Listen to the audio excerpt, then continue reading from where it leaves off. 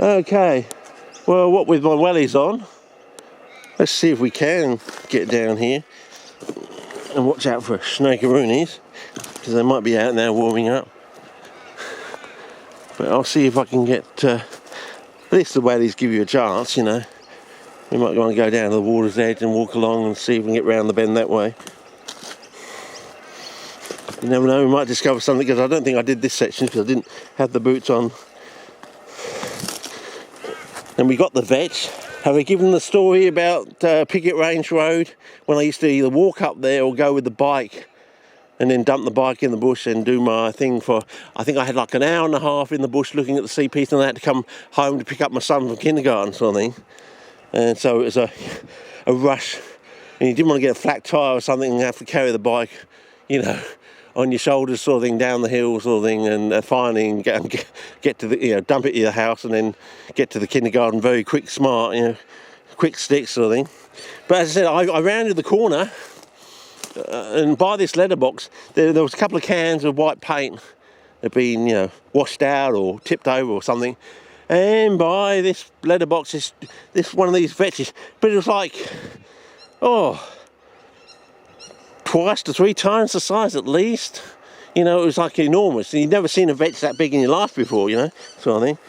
Of course, I always kept this in the back of my mind, because all my research with the red organism, you can find that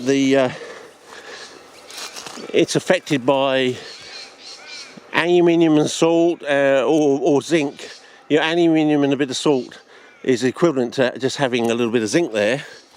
And I'm thinking, and then we found that titanium oxide, I suppose, titanium salts, but they're hard to get hold of and they're pretty expensive too.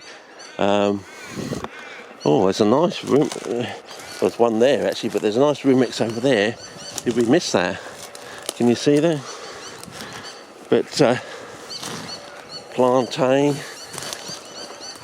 I mean, I wouldn't mind having something like that in the backyard, something like that. A banana that size would be reasonable. But as I said, I've got this Darwin book, and he mentions that he got a root from somewhere, and now it's growing, and he calculates it as roughly 80 centimetres tall, and said I went to someone's greenhouse, back in the late 90s I think it was, and the person wouldn't let me photograph this thing, and all he would tell me was he got it in a lump of soil from some lady in the southeast. So that's the southeast of southern Everlands, I think. In a lump of soil, just like Darwin got his thing in a lump of soil. So does that imply some sort of biological symbolism, mycorrhizal relationship again?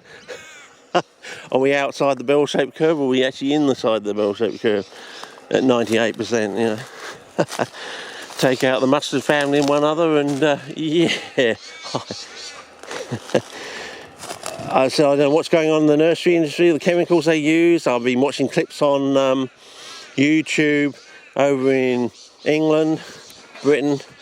They're having trouble with some chemical that affects broadleaf weeds sort of thing and related plants, affects strawberries, peas and beans, things like that. And I've had trouble with coir recently, and I always used to say that coir was salty, things like that, but no, I never had problems with coir before. I've had a few problems with coir of late, so whether it's just something going around the world or being down here the arse end of the world, you know, it's a bit like that pelletized stuff, the story I didn't quite get out the last few years, you know.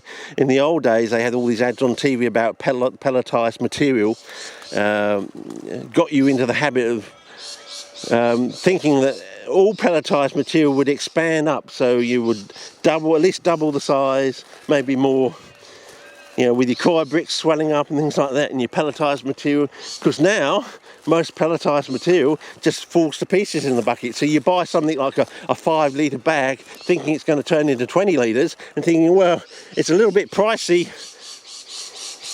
but at least I'll have 20. Look at that Rumex. Can you imagine having a Bonata? I would be happy with a Bonata in this sort of size, robustness, thickness of petioles and things like that. apparently with Darwin, he got a hair one up to 80 centimetres, you know, including the hands and everything. You know, the bifurcated leaves. So yeah, makes you wonder, doesn't it? There's a lack of knowledge, or we're just being fed on cabal shit. Yeah, it's a bit like a cabal, you know. The common man, we the people are outside the cabal, and we're just being fed on cabal shit. And of course, by the time push comes to shove, we find out what's been going on for the last 20, maybe 50 years. All these people have shuffled off the mortar coal, made all their squillions of dollars, and, you know, invested in their massive estates and stuff. And they're not here to actually pay to receive the punishment, a tithe for their crimes, sort of thing, you know. And of course, we've got this rule that, you know, you shouldn't punish the children for the sins of their fathers, sort of thing. But it might see that how egregious the sins of the father are. I mean, it's a bit like that quiz show. One of the points in the I love the film Quiz Show. I like to watch it like once a year if I'm able to.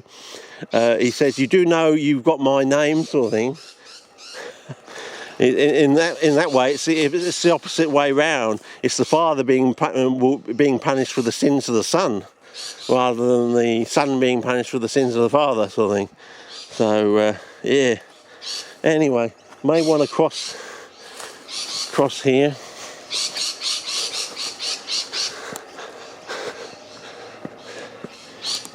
Yeah. Oh, do you see that bubble? Is it a bubble of carbon dioxide coming up from taddy down the bottom, or is it a bubble of oxygen coming off from the plant? More likely the bubble of oxygen, due to its location, coming up from the plant. Somewhat aquatic to semi-aquatic plant, under 2 feet of water. Well, I do like my Rumex.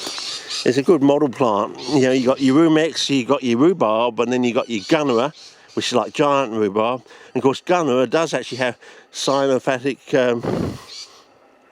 locules in the stem, basically, if you want to call it that.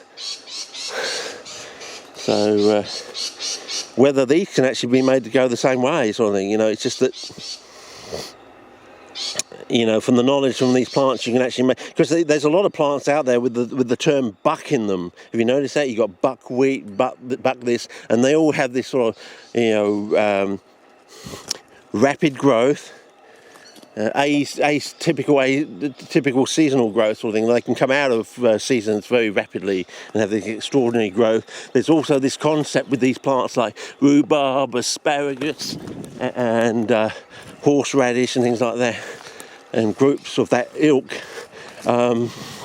respond to like a tablespoon of salt in a watering can. And you know, what is the connection, sort of thing, between salt, and is there a connection between salt and CPs? You know, we're the saltiest continent on the planet, the most bushfire-prone continent on the planet. Is there some connection between charcoal, salt, and CPs, sort of thing? Because as I said, going over to WA, all the weeds were the same, but quite a lot of the weeds were thicker, more robust, more, you know, like 2 shades darker in the flowers, slightly richer in the green colour. You can measure the thickness with a micrometer and notice there was a difference, and things like that. So what is the difference between WA and here? And we're just talking about common weeds, sort of thing, you know, common.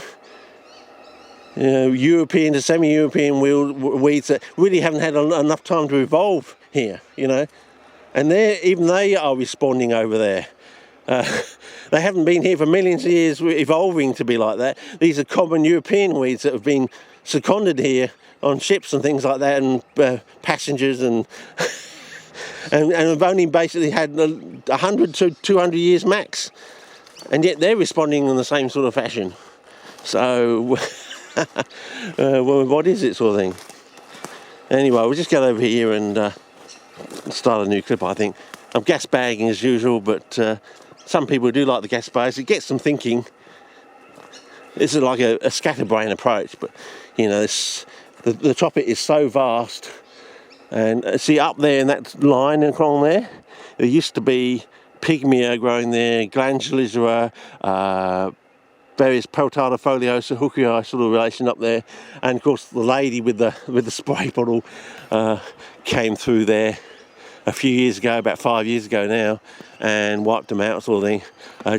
Previous to that, she'd wiped out orchids over there, terrestrial native orchids. As I said, you should never hit a woman, but in her case, I think she's the exception to the rule.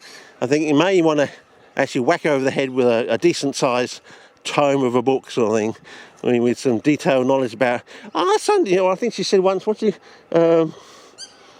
Sundew's native or something. So we're the one continent on the planet with the most CPs. So we like Sundew Central to a certain extent. Now, Africa does have a lot too, because they have more elevation over there, and whereas we're quite flat. So you know the sunlight goes a long way. You know, it doesn't get trapped between valleys and things like that, and also larger grain size, fills up with water more easily, becomes more anaerobic more easily if the grain size is larger. Sort of thing. It's counterintuitive. The larger the grain size, you wouldn't think it would be wetter. You know, you wouldn't think it, but